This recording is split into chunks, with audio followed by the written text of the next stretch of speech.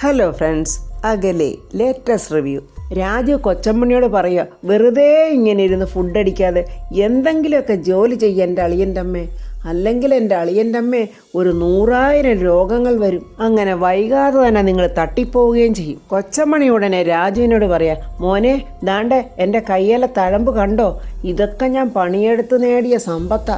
എന്നാലേ ഒരുപാട് ഉരുട്ടിയാലും കയ്യേലിങ്ങനെ തഴമ്പുണ്ടാകും. അതുകൊണ്ട് ഞാൻ വീണ്ടും പറയുക, മേലനങ്ങി എന്തെങ്കിലും ജോലി ചെയ്. ഇങ്ങനെ കണ്ടവന്റെ പരദൂഷണം പറഞ്ഞുകൊണ്ടിരിക്കാതെ എന്തെങ്കിലും കട്ടിയായ പണി ചെയ്. അയ്യോ എൻ്റെ രാജുമോനെ, ഞാനിപ്പോൾ പരദൂഷണം പറച്ചിലൊക്കെ അങ്ങ് നിർത്തി. ഇപ്പൊ ഏതു നേരവും ദൈവിക കാര്യങ്ങളാ ഞാൻ പറയുന്നത്. പിന്നെ ദൈവിക കാര്യങ്ങൾ പറയുന്ന ഒരാള് നിങ്ങൾ ഞങ്ങൾക്കിട്ട് വെച്ച ചതികളൊന്നും ഞങ്ങൾ അറിഞ്ഞില്ലെന്നും അറിയില്ലെന്നും നിങ്ങൾ കരുതരുത് കേട്ടോ വിളച്ചിലമ്മേ. അയ്യോ, മനസ്സറിയാത്ത കാര്യങ്ങളൊന്നും പറയല്ലേ മോനെ, അതിന് ഞാൻ എന്ത് ചതി ചെയ്തു? രാജു പറയാ, നിങ്ങൾ എന്തൊക്കെ ചതി ചെയ്തെന്നും ഇനി എന്തൊക്കെയാണ് ചെയ്യാൻ ഉദ്ദേശിക്കുന്നതെന്നും എനിക്ക് നന്നായിട്ടറിയാം. മതിയായ തെളിവുകൾ ഇല്ലാത്തത് കൊണ്ട് തൽക്കാലം ഞാനിപ്പോൾ നിങ്ങളെ വെറുതെ വിടുന്നു. കൊച്ചമ്മണി പെട്ടെന്ന് 2 കൈയും എടുത്ത് തൊഴുതിട്ട് പറയാ, അയ്യോ തെറ്റിദ്ധരിക്കല്ലേ ചക്കരെ, അല്ല, ശരിയായ ധാരണ തന്നെയാ. എൻ്റെ ചേച്ചിയുടെ അമ്മായിയമ്മ, അളിയൻ്റെ അമ്മ എന്നിങ്ങനെയുള്ള പരിഗണനകൾ കൂടുതൽ തരുമ്പോഴേ അതിങ്ങനെ മുതലെടുക്കാൻ നോക്കരുത്. അയ്യോ, അതെന്തിനാ ഈ സമയത്ത് ഇങ്ങോട്ട് വന്നതെന്ന് ഞാനൊന്ന് ചോദിച്ചു പോയി. അതങ്ങോട്ട് അസ്ഥിക്ക് പിടിച്ചില്ല, അതിനാണോ ഇത്രമാത്രം ചീത്ത? രാജു ദേഷ്യത്തോടെ പറയാ, അതെ, എൻ്റെ വീട്ടിൽ ഞാൻ തോന്നുമ്പം വരും, തോന്നുമ്പം പോവും. അതൊക്കെ ചോദിക്കാൻ നിങ്ങളാരാ? ഞാൻ വന്നതെന്തിനാണ് നിങ്ങൾക്കറിയണം അല്ലേ? അതെ, ഞാൻ എൻ്റെ ഭാര്യയുടെ മുഖത്തോട്ട് ഇങ്ങനെ കുറേ നേരം നോക്കിയിരിക്കാനാ. ഇപ്പം മനസ്സിലായോ നിങ്ങൾക്ക്? ചില അലവലാദികൾ വന്ന് 8 കാലികളെ പോലെ ഞങ്ങളുടെ ജീവിതത്തിൽ വലകെട്ടി. അതൊക്കെ തുടച്ചു മാറ്റാൻ ഇത്തിരി സമയമെടുത്ത്. പറയാനുള്ള പല കാര്യങ്ങളും ഞങ്ങൾ പരസ്പരം പറഞ്ഞില്ല. അതുകൊണ്ട് പരസ്പരം മിണ്ടിയും പറഞ്ഞു ഇരിക്കാനാ ഞാനിപ്പോൾ ഇങ്ങോട്ട് വന്നത്. ഇനി വേറൊന്നുമല്ല, പ്രണയകാര്യം തന്നെ. അയ്യോ, നിങ്ങൾ പ്രണയമോ സ്നേഹമോ എന്ത് വേണമെങ്കിലും ചെയ്തോ, അതിന് ഞാനെന്താ വേണം? അതിനൊരു മുന്നറിയിപ്പ് തന്നതാ ഞാൻ. നിങ്ങൾക്കേ ഇവിടെയുള്ള എല്ലാവരുടെയും ബെഡ്റൂമിലോട്ട് ഒളിച്ചു നോക്കുന്നതാണല്ലോ നിങ്ങളുടെ മുഖ്യമായ പണി. അയ്യോ രാജു, ഇല്ല, ബാക്കിയും കൂടെ കേക്ക്. ഈ കാക്കേ കരണ്ട് കമ്പിയിൽ കരിഞ്ഞിരിക്കുന്നത് കണ്ടിട്ടുണ്ടോ? അതുപോലെങ്ങാനും എൻ്റെ ബെഡ്റൂമിൻ്റെ ചുറ്റും എന്തെങ്കിലും ഒളിഞ്ഞു നോക്കാൻ വന്നാൽ കരണ്ടടിച്ച കാക്ക പോലെയാകും ഈ അളിയൻ്റെ അമ്മ. വന്യമൃഗങ്ങളെ തുരത്താൻ ഫോറസ്റ്റുകാർ ചെയ്യുന്ന പണിയുണ്ടല്ലോ, അത് ഞാനും ചെയ്തിട്ടുണ്ട്. കരണ്ട് കേട്ടോ അളിയൻ്റെ അമ്മേ? കൊച്ചമ്മണി ഒന്ന് പേടിച്ചു നിൽക്കുക. അയ്യോ, ഇവൻ രണ്ടും കൽപ്പിച്ചാണല്ലോ. കൊച്ചമ്മണി അങ്ങനെ കുറെ വഴക്കൊക്കെ പറഞ്ഞിട്ട് രാജു മുറിയിലോട്ട് വരുമ്പോൾ ഋതിക ലാപ്ടോപ്പിൽ എന്തോ ചെയ്തുകൊണ്ടിരിക്കുവാണ്. അങ്ങനെ രാജുവിനെ കണ്ടതും പെട്ടെന്ന് ഋതിക എഴുന്നേറ്റ് രാജുവിൻ്റെ അടുത്തോട്ട് വരിക. എന്താ രാജു, ഇന്നെന്താ നേരത്തെ? എൻ്റെ അച്ഛനെ ഉപേക്ഷിച്ചോ? അയ്യോ, മകളിവിടെ തനിച്ചിരിക്കുമ്പോഴേ അച്ഛനെ ഉപേക്ഷിക്കാതിരിക്കാൻ തരവുണ്ടോ? അപ്പോഴത് ശരി, എന്നെ പിരിഞ്ഞിരിക്കാൻ കഴിയുന്നില്ല. അതൊക്കെ ശരി തന്നെയാ. പണ്ടൊക്കെ ഞാൻ അതൊന്നും പറഞ്ഞില്ലെന്നേ ഉള്ളു. ഇതാണ്ട ഞാനിപ്പോൾ തുറന്നു പറയുന്നു, എനിക്ക് എൻ്റെ ഋതുവിനെ പിരിഞ്ഞിരിക്കാൻ പറ്റത്തില്ല. അട കൊച്ചു കള്ളാ എന്നിങ്ങനെ ഋതിക പറയുമ്പോൾ രാജു പറയാ, പക്ഷെ ഞാനിപ്പോൾ വന്നത് മറ്റൊരു കാര്യം പറയാനാ.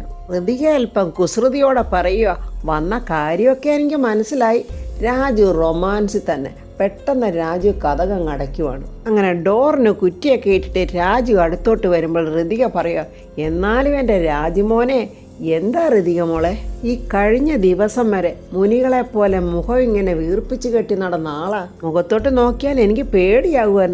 എന്നിട്ട് ഇപ്പോഴോ? ഇപ്പോൾ നല്ല മുല്ലപ്പൂ വിരിയുന്ന പോലത്തെ ചിരിയും റോസാപ്പൂ മലരുന്ന പോലുള്ള നോട്ടവും ചെമ്പകപ്പൂ കൊഴിയുന്ന പോലെയുള്ള ഭാവവും. ഋതികയുടെ ഈ ഉപമകളൊക്കെ കണ്ടിട്ട് രാജു ചോദിക്കുന്നത് എന്ന് വെച്ചാൽ, ഋതിക പറയുക, ഒരു പ്രണയമഴ പെയ്യുന്ന പോലെ തോന്നുന്നു. കവിതയും പ്രണയവും തമ്മിൽ എന്താ ഒരു ബന്ധം? രാജു പറയുക. അങ്ങനെ രാജു നല്ല റൊമാൻസോടുകൂടി ഋതിക ഇങ്ങനെ കെട്ടിപ്പിടിക്കുമ്പോൾ ആ സമയത്ത് ഡോറ് പുറത്തുനിന്ന് ആരോ തട്ടുന്നുണ്ട്.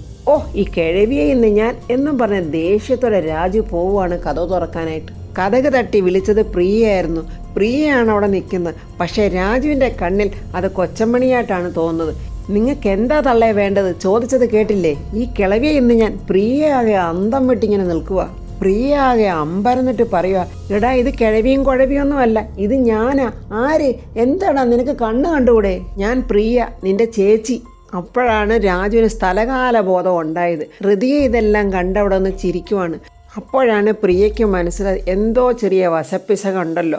പ്രിയ ഒരു നാണത്തോടെ ചിരിച്ചോണ്ട് ചോദിക്കുന്നത്, നീ ഇതെപ്പോ വന്നു? നീ ഒളിച്ചു വന്ന് ഇതിനകത്തോട്ട് കയറിയത് ഞാൻ കണ്ടില്ലല്ലോ. ചമ്മലും നാണമൊക്കെ രാജു ഇങ്ങനെ ഉള്ളിൽ ഒതുക്കി പിടിച്ചിട്ട് വലിയ ഗൗരവത്തോടെ പറയാ, ഒളിച്ചു വന്ന് കയറാൻ എന്താ ഇത് കള്ളുഷാപ്പാണോ? എന്നാലും ഞാൻ വന്ന് വാതിലിൽ മുട്ടണ്ടായിരുന്നു, സോറി, വലിയ തെറ്റായിപ്പോയി, ഇനി ഇത് ആവർത്തിക്കില്ല, സോറി. പ്രിയ ഇങ്ങനെ നാണിച്ച് ചമ്മിയാണ് പറയുന്നത്. 2026 ആദ്യത്തെ ചമ്മലായിപ്പോയത്, കഷ്ടമായിപ്പോയി, സോറിയടാ, സോറി മോളെ എന്നിങ്ങനെ ഹൃതിയെ നോക്കി പറയുവാണ് പ്രിയ അങ്ങനെ പോയിക്കഴിഞ്ഞപ്പോൾ രാജു വന്ന ഹൃതിയോട് പറയാം, പാവം ചേച്ചിയാകെ ചമ്മിപ്പോയി. ചമ്മൽ എല്ലാവർക്കും ഉണ്ട് രാജു എന്തിനാ ഇന്നലെ രാത്രി ആ നിലാവത്ത് പുറത്തു പോയി ഇറങ്ങി നിന്നത്? അതെനിക്ക് ഉറക്കം വന്നില്ല. അതെന്താ ഉറക്കം വരാത്തെ? അതെന്താണെന്ന് എനിക്ക് അറിഞ്ഞുകൂടാ.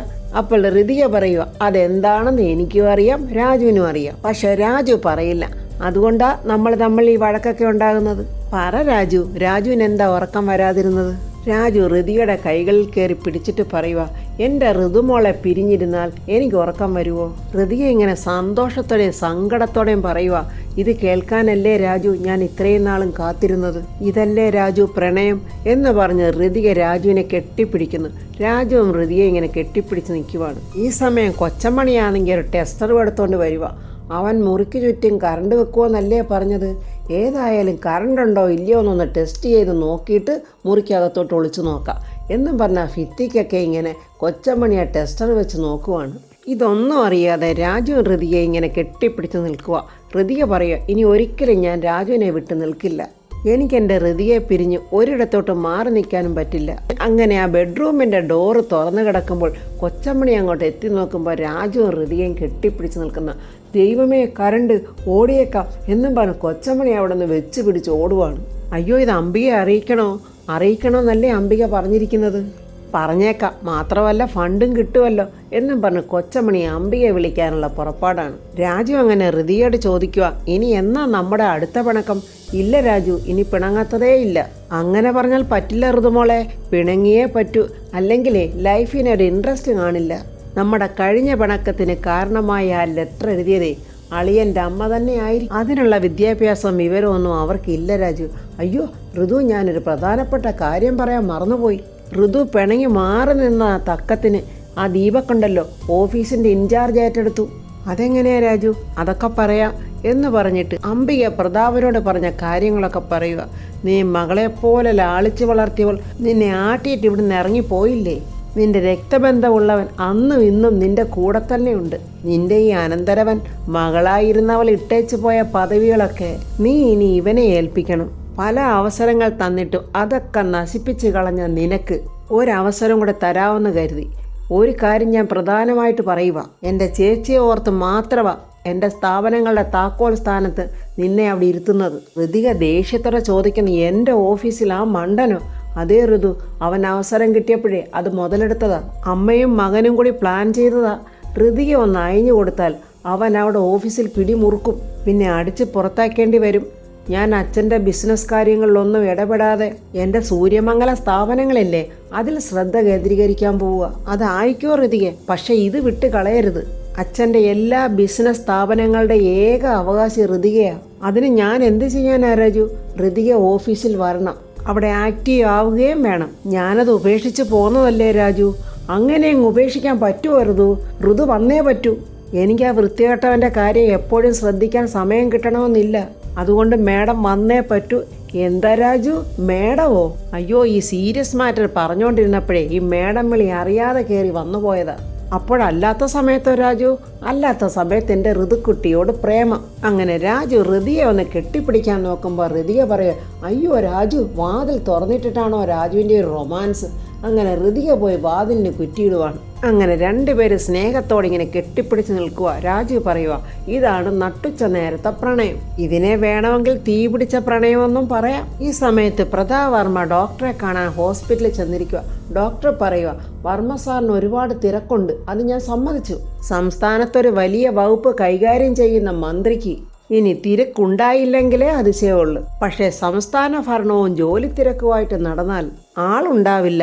ആൾ ആരോഗ്യത്തിലുണ്ടെങ്കിലല്ലേ ജോലി ചെയ്യാൻ പറ്റൂ. ഡോക്ടർ പറയുന്നത് ഞാനും അംഗീകരിക്കുന്നു. ഞാൻ പറയുന്ന കാര്യങ്ങൾ സാർ അംഗീകരിക്കുമെങ്കിൽ ഇനി മുതൽ ഞാൻ പറയുന്ന പോലെ തന്നെ പ്രവർത്തിക്കണം. ശരി ഡോക്ടറെ, ഡോക്ടർ പറഞ്ഞു. ഈ ട്രീറ്റ്മെൻറ്റിന് ടെൻഷനേ ഉണ്ടാകാൻ പാടില്ല. മരുന്നുകൾ കഴിക്കുമ്പോൾ മനസ്സ് സന്തോഷമായിരിക്കണം. കുറച്ച് നാളത്തേക്കെങ്കിലും സാറിന് നല്ല റെസ്റ്റ് കൂടിയേ പറ്റൂ. സാറിനെ പോലുള്ള ഭരണാധികാരികളെ ഈ നാടിന് ആവശ്യമാണ്. ആ സ്നേഹം കൊണ്ട് മാത്രം ഞാൻ പറയുന്നതാ. സാറ് ദയവായിട്ട് ഇത് കേൾക്കണം. പ്രതാപൻ പറയുക, ഡോക്ടർ ഇങ്ങനെ റിക്വസ്റ്റ് ചെയ്യേണ്ട കാര്യമൊന്നുമില്ല. ട്രീറ്റ്മെൻറ്റ് എനിക്കല്ലേ ഡോക്ടറെ ആവശ്യം, ഞാനല്ലേ ഡോക്ടറോട് അപേക്ഷിക്കേണ്ടത്. സാറിൻ്റെ രോഗത്തെ ഒട്ടും സീരിയസ് ആയിട്ട് കാണുന്നില്ല. അതാ ഞാൻ പറയുന്നത്. സാറിനെ എനിക്ക് വ്യക്തിപരമായിട്ട് വലിയ ഇഷ്ടമാണ്. റിക്വസ്റ്റ് ചെയ്യുമ്പോൾ അതുകൂടി ഉണ്ടെന്ന് കരുതിക്കോളൂ. എൻ്റെ ജോലി തിരക്ക് ദിനം പ്രതി ഒന്നൊന്നായിട്ട് കൂടുകയാണ് ഡോക്ടർ. വ്യക്തിപരമായ കാര്യങ്ങളൊക്കെ ഞാൻ മാറ്റിവെക്കാം. പക്ഷേ ഔദ്യോഗികമായ കാര്യങ്ങൾ എങ്ങനെയാണ് ഡോക്ടറെ മാറ്റിവെക്കുന്നത്? ഇനി എല്ലാ കാര്യങ്ങളും ഇറക്കി വെച്ച് മാറിക്കൊടുക്കാമെന്ന് വിചാരിച്ചാൽ ഒരാപത്ത് ഞാൻ മുന്നിൽ കാണുന്നുണ്ട് ഡോക്ടർ. അർഹതയില്ലാത്ത പലരും ഈ നാടിനെ വിഴുങ്ങാൻ വേണ്ടി വായും തുറന്നിരിക്കുക.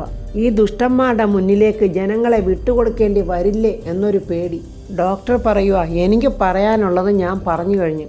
സാറ് ട്രീറ്റ്മെൻറ്റിന് സമയം കണ്ടെത്തിയേ പറ്റൂ. മെഡിസിൻ കഴിക്കുന്നതുകൊണ്ട് തൽക്കാലം പ്രശ്നങ്ങളൊന്നും ഇല്ലെങ്കിലും മുന്നോട്ട് പോകുമ്പോൾ സ്ഥിതിഗതികൾ വഷളായേക്കാം. സാറ് സൂക്ഷിക്കണം. ശരി ഡോക്ടർ. ഇതാ സാറ് ചോദിച്ച മെഡിക്കൽ ഫയൽ എന്നും പറഞ്ഞ ഫയൽ ഡോക്ടർ പ്രതാപൻ്റെ കയ്യിലോട്ട് കൊടുക്കുന്നുണ്ട്. അങ്ങനെ പ്രതാപൻ ഡോക്ടർക്ക് താങ്ക്സ് പറഞ്ഞ് അവിടെ നിന്ന് പോവുകയാണ്. ഈ സമയം അംബിക അവിടെ കൂട്ടുകാരി പുഷ്പകലയോട് പറയുക, എല്ലാ പ്രശ്നങ്ങളും ഒതുങ്ങി അവർ കുടുംബജീവിതം തുടങ്ങിയിട്ടുണ്ടെങ്കിൽ അതിൽ ചില കുഴപ്പങ്ങൾ ഉണ്ടല്ലോ അംബികയെ. എന്ത് ചെയ്യാനാ, അവരുടെ കുടുംബജീവിതം തകർക്കാൻ ഞാൻ പഠിച്ച പണി 18 പയറ്റിയതാ. പക്ഷെ ഒന്നും അങ്ങോട്ട് പറ്റുന്നില്ല പുഷ്പകലെ. പക്ഷെ ഒന്ന് അകറ്റി നിർത്തിയില്ലെങ്കിൽ വലിയ ആപത്താണ് വരാൻ പോകുന്നത് അംബികയെ. അയ്യോ, എനിക്ക് മനസ്സിലായില്ലല്ലോ. ഇതൊക്കെ മനസ്സിലാക്കിയില്ലെങ്കിൽ പിന്നെ അംബിക എന്തോന്ന് ബുദ്ധിമതി. വലിയ തന്ത്രശാലിയാണെന്നാ പറയുന്നത്. പക്ഷെ യാതൊരു കോമൺ സെൻസും ഇല്ല. എന്നെ താഴ്ത്തിക്കെട്ടാവുന്നൊന്നും പുഷ്പകല വിചാരിക്കണ്ട. പുഷ്പകലയ്ക്ക് എന്താ തോന്നിയെന്ന് വെച്ചാൽ അതങ്ങ് പറ. എൻ്റെ അംബികയെ ഞാൻ താഴ്ത്തിക്കെട്ടാനൊന്നും നോക്കിയതല്ല. സാധാരണ ബുദ്ധിക്ക് ഒന്ന് ആലോചിച്ച് നോക്കാൻ മാത്രമാ പറഞ്ഞത്. രാജുവും ഹൃദയ ഇങ്ങനെ റൊമാൻറ്റിക്കായിട്ട് മുന്നോട്ട് പോയാലേ അവർക്കൊരു കുഞ്ഞ് ജനിക്കും. അങ്ങനെ ഒരു കുഞ്ഞ് ജനിച്ചാൽ പിന്നെ ആ കുഞ്ഞ് അംബികയ്ക്കൊരു വലിയ പാരയായി മാറും. എനിക്കൊന്നും മനസ്സിലാകുന്നില്ല. പുഷ്കല എന്താ പറയുന്നേ? എൻ്റെ അംബികയെ ഹൃദയക്കൊരു കുഞ്ഞ് ജനിച്ചാൽ പ്രതാപ് വർമ്മ സാറിൻ്റെ മനസ്സ് മാറാൻ പിന്നെ വേറെ വല്ലതും വേണോ? അങ്ങേർക്കൊരു പേരക്കുട്ടി ജനിക്കുമല്ലേ, അങ്ങനെ മൂപ്പരപ്പൂപ്പനാകുമല്ലേ. മകൾക്കൊരു കുട്ടി ജനിച്ചാൽ ഒരപ്പൂപ്പൻ ഉണ്ടാകുന്ന വാത്സല്യം അത് പറഞ്ഞറിയിക്കാൻ പാടാ. പിന്നെ പ്രതാപ് വർമ്മ സാർ അംബികയുടെ കൈ വിട്ടു പോകും. അതാകും ഒടുവിൽ അവസ്ഥ. പുഷ്കല പറഞ്ഞത് 100% ശരിയാ. രാജുവും ഹൃദയം ഒരുമിക്കരുത് അംബികയെ. അവർ തമ്മിൽ അടിച്ചു പിരിയാനുള്ള അടുത്ത വഴി നോക്ക്. ഈ സമയത്ത് അനന്തംപിള്ള ഓടി നടന്ന് ഓരോരുത്തരെ അവൻ്റെ കൂടെ ചേർക്കുവാണ്. ഒരാൾ പറയുക, മുമ്പ് പാർട്ടി സെക്രട്ടറി ആയിരുന്ന ആളായിരുന്നല്ലോ അനന്തംപിള്ള. നിങ്ങളെപ്പോലെയുള്ള ഒരാൾക്ക് ആ കസേരയിൽ ഇനി ഇരിക്കാൻ ആഗ്രഹം തോന്നിയാൽ അത് സാധിച്ചു തരേണ്ടത് എൻ്റെയും ഒരു കടമയല്ലേ? അയ്യോ എൻ്റെ സെക്രട്ടറി, അതിനു വേണ്ടി ചെറിയ തുകയൊന്നും അല്ല ഞാൻ മുടക്കുന്നത്. എനിക്ക് പാർട്ടിയുടെ സംസ്ഥാന സെക്രട്ടറി ആകണമെങ്കിൽ നിങ്ങൾ ഒഴിഞ്ഞു തന്നാൽ മാത്രം പോരല്ലോ. 14 ജില്ലകളുടെയും അനുവാദം വേണ്ടേ? ഇവനൊക്കെ ഞാൻ വായിക്കരി ഇടണ്ടേ? അതിന് ചെറിയ വായിക്കരി വല്ലതും ഇട്ടാൽ മതിയോ? അതാണ് ഞാൻ മുമ്പേ പറഞ്ഞത്, കോടികൾ എറിഞ്ഞുള്ള ഒരു ഗെയിമാണിതെന്ന്. സൂട്ട് കേസും കൊണ്ട് ഒരാളങ്ങോട്ട് വരുന്നുണ്ട്. അനന്തംപിള്ള ചോദിക്കുന്നു, മുഴുവൻ തുകയും വെച്ചില്ലേ? വെച്ചു സാർ. അങ്ങനെ അനന്തംപിള്ള സെക്രട്ടറിയോട് പറയുക, സെക്രട്ടറി പറഞ്ഞ മുഴുവൻ തുകയും ദണ്ട് ഇതിനകത്തുണ്ട്. അയ്യോ, ഇനി എന്നെ സെക്രട്ടറി എന്നൊന്നും വിളിക്കണ്ട. ഞാൻ വേണ്ട രാജിക്കത്ത് കൊടുത്തു കഴിഞ്ഞു. ഇനി നിങ്ങളാ സെക്രട്ടറി. എന്നാൽ ഇത് ഐശ്വര്യപൂർവ്വം അങ്ങ് വാങ്ങിച്ചട്ടെ എന്നും പറഞ്ഞ് അനന്തംപിള്ള ആ പണപ്പെട്ടി സെക്രട്ടറിയുടെ കയ്യിലോട്ട് കൊടുക്കുവാണ്. പിന്നെ ഒരു കാര്യം, ഇത് പണമാണ്, സൂക്ഷിച്ചു കൊണ്ടുപോകണം. അതൊക്കെ ഞാൻ ഏറ്റെടോ, ഇത് കാശല്ലേ, അത് കൈകാര്യം ചെയ്യാൻ എനിക്കറിയാം. എന്നാൽ ഞാൻ ഇറങ്ങട്ടെ എന്നും പറഞ്ഞ സെക്രട്ടറി പണവും പെട്ടിയൊക്കെ ആയിട്ട് പോവുകയാണ്. അങ്ങനെ അനന്തംപിള്ള പറയുക, അപ്പോൾ അക്കാര്യം സക്സസ്. അപ്പോൾ കൂടെ നിൽക്കുന്ന അയാൾ പറയുന്നത്, സാറിനെ കാണാൻ ഒരാൾ പുറത്തു വന്ന് നിൽക്കുന്നുണ്ട്. അതാരാ? മണിക്കുട്ടനാ. വലിയ പാർട്ടി പ്രവർത്തകനാ, ചെറിയൊരു നേതാവുവാ. പ്രതാപ് വർമ്മയുടെ ആളാ. പ്രതാപ് വർമ്മയുടെ ആളെ നമുക്കെന്തിനാടോ സാറേ? അത് വർമ്മ സാറിൻ്റെ കൂടെ നിൽക്കുന്നതേ ഉള്ളു. അയാൾ വർമ്മ സാറിൻ്റെ ശത്രു. ആഹാ, അത് കൊള്ളാമല്ലോ. അങ്ങനെ മണിക്കുട്ടനെ അകത്തോട്ട് വിളിക്കുന്നുണ്ട്. അങ്ങനെ മണിക്കുട്ടൻ വന്ന് നമസ്കാരമൊക്കെ അനന്തംപിള്ളയ്ക്ക് പറയുന്നുണ്ട്. അനന്തംപിള്ള ചോദിക്കുന്നത്, തൻ്റെ പേരെന്താ പറഞ്ഞ്? മണിക്കുട്ടൻ. ഇയാളെന്താ വർമ്മയായിട്ട് തെറ്റാൻ കാരണം? അത് സാർ, മനസ്സുകൊണ്ടാണ് ഞാൻ തെറ്റിട്ടുള്ളൂ, അല്ലാതെ ഞാൻ ഇപ്പോഴും വർമ്മ സാറിൻ്റെ ആൾ തന്നെ. പ്രതാപ വർമ്മയുടെ സ്വാർത്ഥനാ സാറേ. അയാൾക്ക് അയാളുടെ കാര്യം മാത്രം. അതുകൊണ്ട് അയാൾക്കിട്ട് ഇങ്ങനൊരു പണി കൊടുക്കാമെന്ന് ഞാനങ്ങ് തീരുമാനിച്ചത്.